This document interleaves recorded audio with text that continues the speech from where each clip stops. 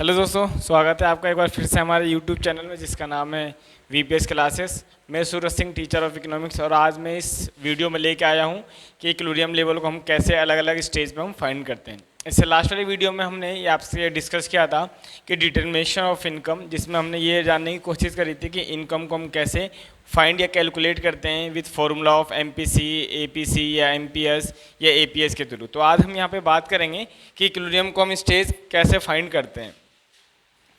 यहाँ पर हम बात करेंगे इक्विलिब्रियम लेवल, जिसमें तीन सबसे अहम रोल होते हैं। फर्स्ट होगा फुल एम्प्लॉयमेंट इक्विलिब्रियम, और सेकंड होगा हमारा यहाँ पे अंडर एम्प्लॉयमेंट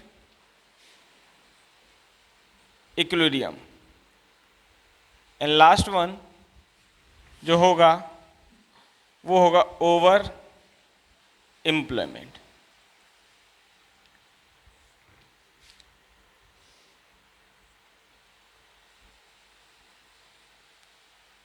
ये तीन चीज़ें हमारी इसके अंदर हम बात करेंगे। फुल एम्प्लॉयमेंट इक्विलिब्रियम क्या होता है, अंडर एम्प्लॉयमेंट इक्विलिब्रियम किसे कहते हैं, और ओवर एम्प्लॉयमेंट इक्विलिब्रियम किसे कहते हैं। ये तीनों ही हमारे 12th क्लास के लिए बहुत ही इंपॉर्टेंट है, तो इसको बहुत ध्यान से समझना, फिर हम आगे डिस्कस करते हैं।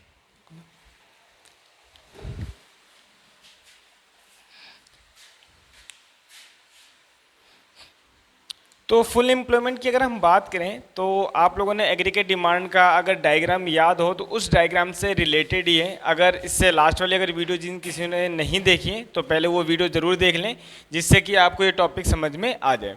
उस पिछले वाली वीडियो में मैंने आपको बताया था कि एग्रीगेट डिमांड किसे कहते हैं, एग्रीगेट सप्लाई किसे कहते हैं, और ये कब इक्विलिब्रियम होता है और कैसे इक्विलिब्रियम होता है।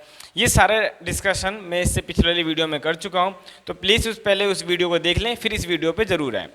चलो, तो अगर हम बात करें यहाँ पे फुल एम्प्लॉयमेंट इक्विलिब्रियम की, तो हमने लास्ट क्लास अगर याद हो आप सभी को, तो इसमें हमने पढ़ा था कि हम कैसे एग्रीगेट डिमांड को इक्वल करते हैं एग्रीगेट सप्लाई के। अगर आपको याद हो तो हमने यहाँ पे डिस्कस किया था एग्रीगेट डिमांड इक्वल टू किसके, एग्रीगेट सप्लाई के, और इसके हमने कुछ डायग्राम वगैरह बनाए थे। उस डायग्राम में ये बताया गया था कि इक्विलिब्रियम लेवल कौन सा होता है। तो फुल इक्विलिब्रियम अगर हम बात करिए, फुल एम्प्लॉयमेंट इक्विलिब्रियम, तो वो बिल्कुल ऐसा ही है जैसा कि एग्रीगेट डिमांड और एग्रीगेट सप्लाई का जो डायग्राम था पिछले वाली क्लास में। तो यहाँ पर हम क्या करेंगे, इसका डायग्राम बना लेते हैं।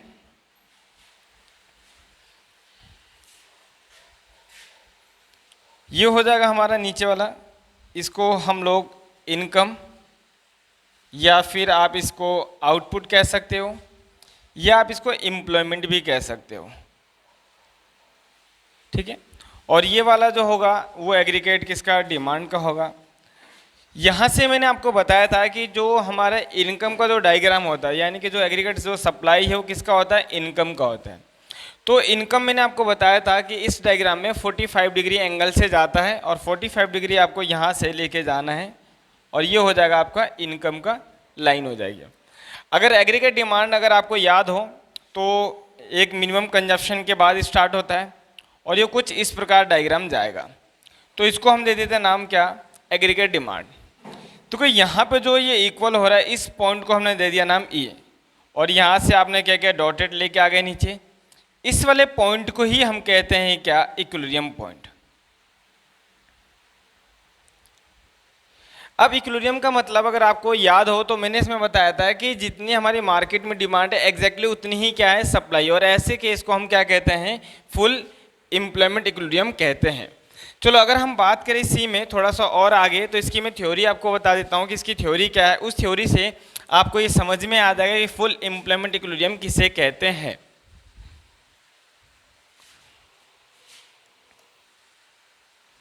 तो ये फुल एम्प्लॉयमेंट इक्विलिब्रियम की एक डेफिनेशन, बहुत छोटी सी डेफिनेशन है। इस डेफिनेशन से आपको ये डायग्राम क्लियर हो जाएगा, और डायग्राम के साथ साथ आपको क्या करना है, ये 2-4 बातें आपको ज़रूर लिखनी पड़ेगी, जिससे कि क्या होगा कि आपका ये डायग्राम के साथ साथ डेफिनेशन भी कंप्लीट हो जाए। तो आओ हम सबसे पहले इसकी थ्योरी पढ़ लेते हैं। क्या कह रहा है इसमें, कह रहा है ऑल हु आर, वो सभी व्यक्ति क्या हैं जो एबल हैं किसके लिए? वर्क के लिए, यानी कि वो सभी व्यक्ति जो काम करने के लिए क्या है? एबल। एबल का मतलब होता है जो काम करने के लायक हैं। और विलिंग टू वर्क का मतलब वो चाहते भी हैं काम करने के लिए एट प्रिवेलिंग वेजेस रेट। अब मैं आपको इसको बताता हूँ। ये मान लीजिए कि हमने मान लिया कि एक पर्सन है और ये फिजिकली क्या है? बिल्कुल ठीक है, फिट और काम करना चाहते हैं। एबल का मतलब योग्यता होनी चाहिए। योग्यता का मतलब जैसे मान लो कि अगर कोई ये कहता है कि क्या 10 इयर्स का कोई बच्चा का वो एबल में आएगा, नहीं, वो 10 इयर्स में नहीं आएगा, 18 प्लस होना चाहिए। प्लस में क्या होना चाहिए? एबिलिटी का मतलब डिसेबल्ड नहीं होना चाहिए, शारीरिक रूप से ठीक ठाक होना चाहिए। उससे हम कहेंगे एबल टू वर्क, यानी कि उस काम के लिए योग्यता उसके अंदर होनी चाहिए। दूसरी बात आती है इसमें willing to work. Willing to work का मतलब होता है तो सबसे इंपॉर्टेंट कि वो काम करना चाहता भी हो, यानी कि अगर वो काम करना नहीं चाहता और एबल टू वर्क है फिर भी वो किस में नहीं आएगा? फुल एम्प्लॉयमेंट में काउंट नहीं किया जाएगा। तो दो बातें सबसे इंपॉर्टेंट है। पहली चीज़ ये कि वो एबल होना चाहिए, डिसेबल्ड नहीं होना चाहिए, शारीरिक और मानसिक रूप से बिल्कुल फिट होना चाहिए। दूसरी बात ये कि विलिंग टू वर्क, यानी कि उसकी इच्छा भी होनी चाहिए काम करने के लिए।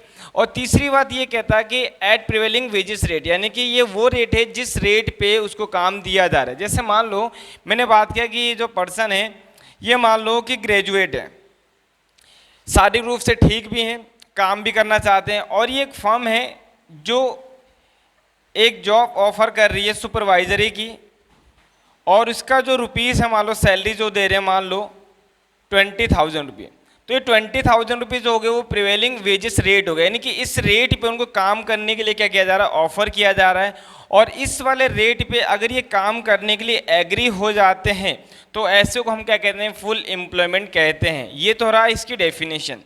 अब अगर हम इस वाले में देखें तो यहाँ पर देखो ये वो केसेस हैं जहाँ पे अगर कोई हमारा रिसोर्सेज हैं और उस रिसोर्सेज को हम यूज़ कर रहे हैं और ये पूरा का पूरा रिसोर्सेज अगर फुल यूटिलाइज कर लिया जाए फॉर द प्रोडक्शन, तो ऐसे केसेस में क्या कहलाएगा? हमारा फुल एम्प्लॉयमेंट इक्विलिब्रियम कहलाएगा। आई होप सभी को ये डेफिनेशन और डायग्राम क्लियर हो गया होगा कि फुल एम्प्लॉयमेंट इक्विलिब्रियम किसे कहते हैं।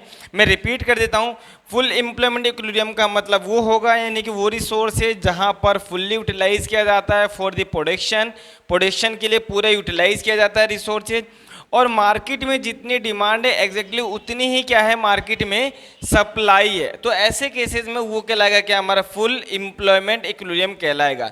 इसकी अगर आपको डेफिनेशन देना हो कि फुल एम्प्लॉयमेंट की डेफिनेशंस क्या है तो ये डेफिनेशन आपको लिखनी है, जिसमें तीन बातें सबसे इंपॉर्टेंट है: able to work, willing to work और प्रिवेलिंग वेजेस रेट। यानी वो व्यक्ति जो काम करने के योग्य होना चाहिए और उसकी इच्छा भी होनी चाहिए, और जिस रेट पे उसको काम करने के लिए ऑफर दिया जा रहा है उस रेट पे वो काम करने को एग्री हो जाता है, ऐसे व्यक्ति को हम क्या कहते हैं? फुल एम्प्लॉयमेंट कहते हैं। आई होप सभी को ये समझ में आ गया होगा, इसे नोट कर लो। फिर अब हम बात करेंगे कि अंडर एम्प्लॉयमेंट इक्विलिब्रियम के बारे में।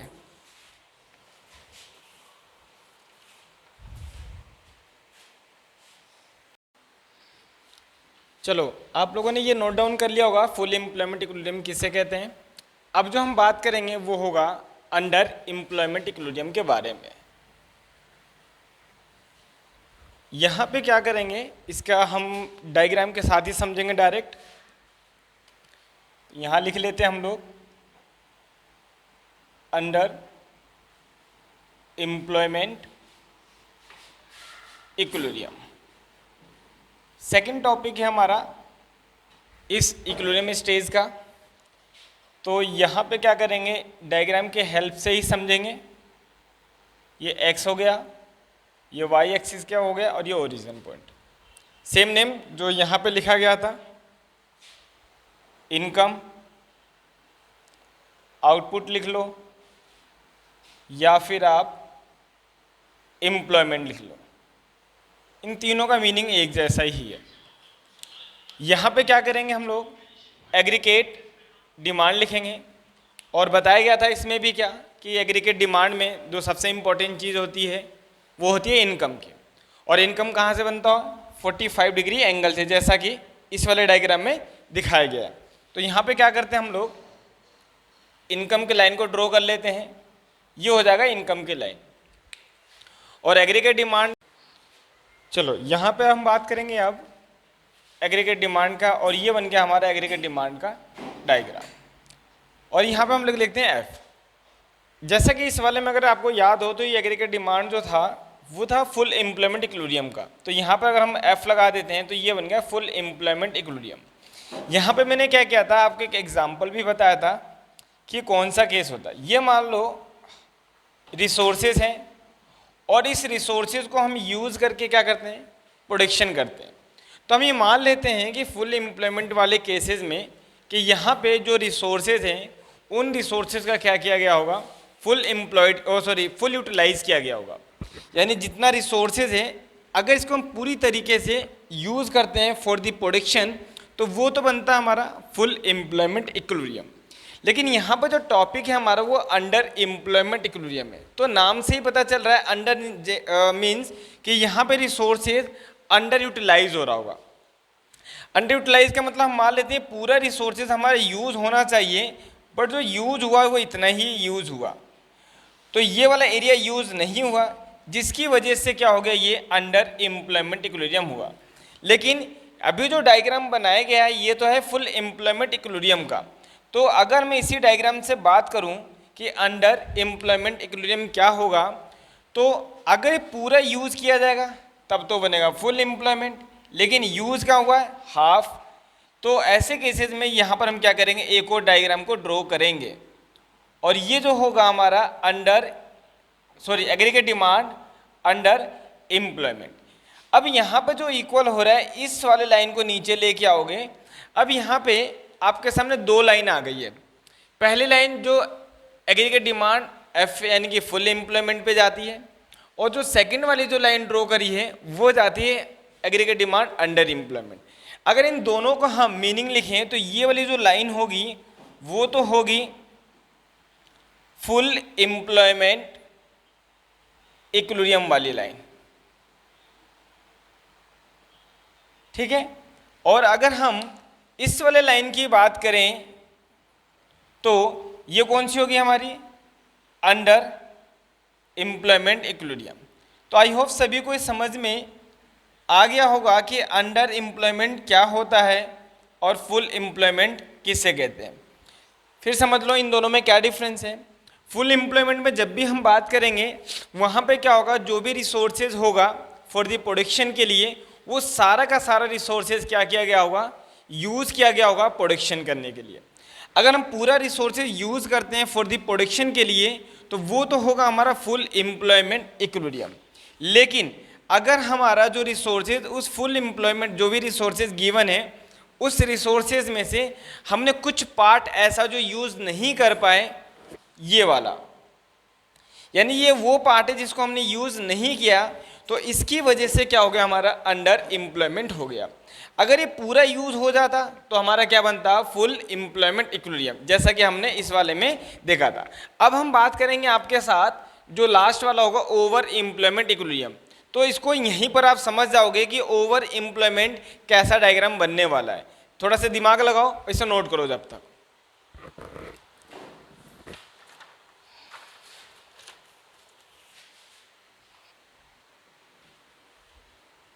चलो अब हम बात करेंगे आपके साथ ओवर एम्प्लॉयमेंट इक्विलिब्रियम। तो इसको मैं रफ कर देता हूं। देखो यहां पर क्या करेंगे हम लोग, जो टॉपिक है हमारा वो है ओवर एम्प्लॉयमेंट इक्विलिब्रियम, ठीक है। और यहां पर हम क्या करेंगे, डायग्राम बनाएंगे।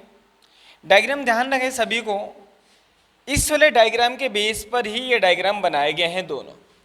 अगर ये डायग्राम है तो इसी डायग्राम को ध्यान में रखना और इसी डायग्राम के बेस पे आपको दोनों डायग्राम को ड्रॉ करना है। मैं भी इन दोनों में कंपैरिजन भी बता दूंगा। यहाँ से क्या करना है आपको, इनकम जो 45 डिग्री एंगल से जाता है वो हमने बना लिया है यहाँ पे, और यहाँ पे आपको क्या करना है, ये बनाना है क्या, ये बनाना आपको यहाँ पे एग्रीगेट डिमांड कौन सा, फुल एम्प्लॉयमेंट वाला। अब यहाँ पे जो टॉपिक है वो ये बोला गया ओवर। ओवर का मतलब ये होगा कि जो भी फुल एम्प्लॉयमेंट है उससे ऊपर जाना है। अंडर वाला पढ़ लिया आपने, ओवर यानी कि इस डायग्राम से ऊपर डायग्राम बनेगा। तो अगर हम बात करें इससे ऊपर तो यहाँ से हम क्या करेंगे कि लाइन को ड्रॉ करेंगे और यहाँ से लेके आएंगे और यहाँ पर लिख लेंगे हम एग्रीगेट डिमांड, और यहाँ पे ले लो ई। ई का मतलब एक्स कर सकते हो, या जो भी आप लिखना चाहो यहाँ पे वो पॉइंट लिख लेना। अब यहाँ पे देखो दो लाइन आपको दिख रही होगी, एक तो लाइन ये आ गई हमारी और एक लाइन जो हमारी यहाँ पे आ गई। अब इन दोनों को अगर ध्यान से देखो तो डिफरेंस आपको नजर आएगा। सबसे पहले aggregate demand of full employment वाला, तो इसकी लाइन कहाँ पर, इधर आओगे, ये वाली, जो ये वाली लाइन है इसे तो हम बोलेंगे क्या, फुल एम्प्लॉयमेंट इक्विलिब्रियम।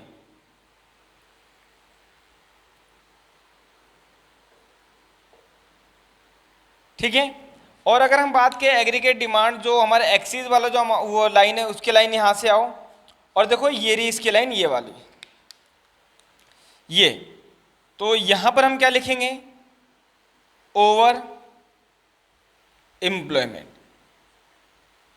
अब दोनों में क्या डिफरेंस है, ये अंडर एम्प्लॉयमेंट में, ओवर एम्प्लॉयमेंट में, इसमें, तो इन तीनों में डिफरेंस ये जो फुल एम्प्लॉयमेंट होगा उसका मतलब ये होगा कि जो भी हमारे पास रिसोर्सेज या जो संसाधन है जिससे हमें प्रोडक्शन करना है, उत्पादन करना है, वो अगर पूरी तरीके से यूज किया जाए तो ऐसे केसेस में वो बनेगा क्या, फुल एम्प्लॉयमेंट इक्विलिब्रियम। अगर उस रिसोर्सेज में से कुछ ऐसा पार्ट जो शेष रह जाता, जिसको हमने यूज नहीं किया किसी कारण प्रोडक्शन के लिए, तो वो बनता है क्या, हमारा अंडर एम्प्लॉयमेंट। अब तीसरा जो आता है हमारा ओवर। ओवर का मतलब होता है वही रिसोर्सेज जो हमारे पास गिवन है लेकिन वो ज़्यादा इफेक्टिवनेस है, यानी कि ज़्यादा प्रोडक्शन देने की क्षमता है उस रिसोर्सेज में, तो ऐसे को हम क्या बोलेंगे, ओवर एम्प्लॉयमेंट इक्विलिब्रियम कहते हैं। ये तीन बातें हैं हमारी और तीनों ही बहुत ही इंपॉर्टेंट है।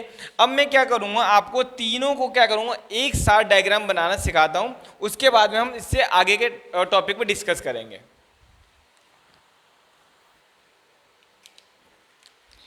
चलो अब हम क्या करेंगे, यहाँ पे जो डायग्राम हमने बनाया है फुल एम्प्लॉयमेंट इक्विलिब्रियम का, अंडर एम्प्लॉयमेंट इक्विलिब्रियम का और जो ओवर वाला, तीनों को क्या करेंगे एक साथ, यानी एक ही टेबल पे एक ही डायग्राम पे सीखेंगे।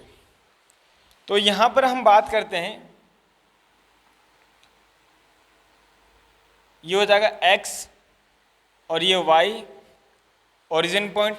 यहाँ पे सभी को पता है इनकम लिखना है, आउटपुट लिखना है और यहाँ पे क्या लिखना है, एम्प्लॉयमेंट लिखना है। ये तीन में से कोई भी आप एक लिख सकते हो। यहाँ पे मैं तीनों इसलिए बता रहा हूँ कि बहुत सारी बुक में ऐसा होगा, किसी में इनकम नीचे लिखा हुआ, किसी में आउटपुट लिखा हुआ, किसी में एम्प्लॉयमेंट लिखा। इन तीनों का मतलब एक ही है, आप इनमें से कोई भी एक बातें लिख सकते हो। यहाँ क्या करना है, सभी को पता है कि जो इनकम होगी वो 45 डिग्री एंगल से जाती है, ये हो गई हमारी इनकम। और अगर हम बात करें यहाँ पे, ये जो होगा वो होगा एग्रीगेट डिमांड, और एग्रीगेट डिमांड कौन सा, फुल एम्प्लॉयमेंट इक्विलिब्रियम वाला। यहाँ से नीचे आ जाओ, इस पॉइंट को हम बोलेंगे कौन सा, इक्विलिब्रियम पॉइंट है। और इक्विलिब्रियम पॉइंट किसका, फुल एम्प्लॉयमेंट का। तो अगर हम यहाँ पे इसकी बात करें तो इस लाइन को हम क्या कह सकते हैं, फुल एम्प्लॉयमेंट इक्विलिब्रियम कह सकते हैं।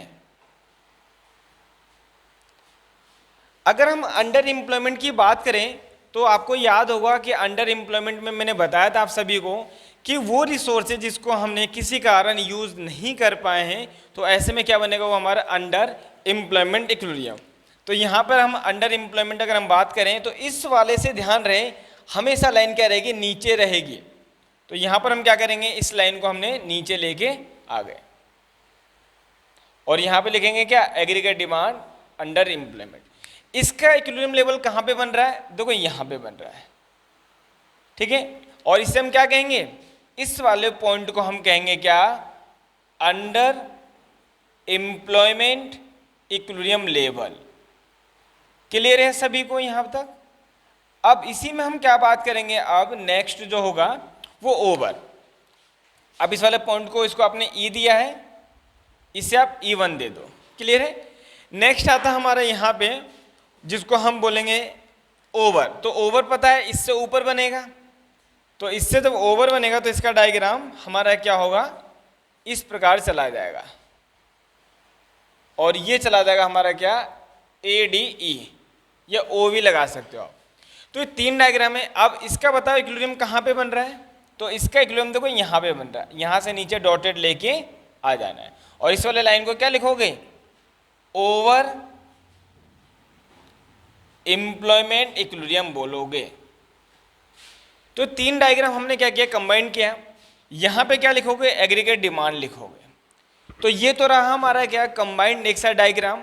और इसमें हमने सीखा कि ओवर एम्प्लॉयमेंट इक्विलिब्रियम किसे कहते हैं, अंडर एम्प्लॉयमेंट इक्विलिब्रियम किससे कहते हैं, और फुल एम्प्लॉयमेंट इक्विलिब्रियम किससे कहते हैं। ये टॉपिक हमारा यहीं खत्म करेंगे, बाकी का टॉपिक हम बाद में डिस्कस करेंगे आपके साथ।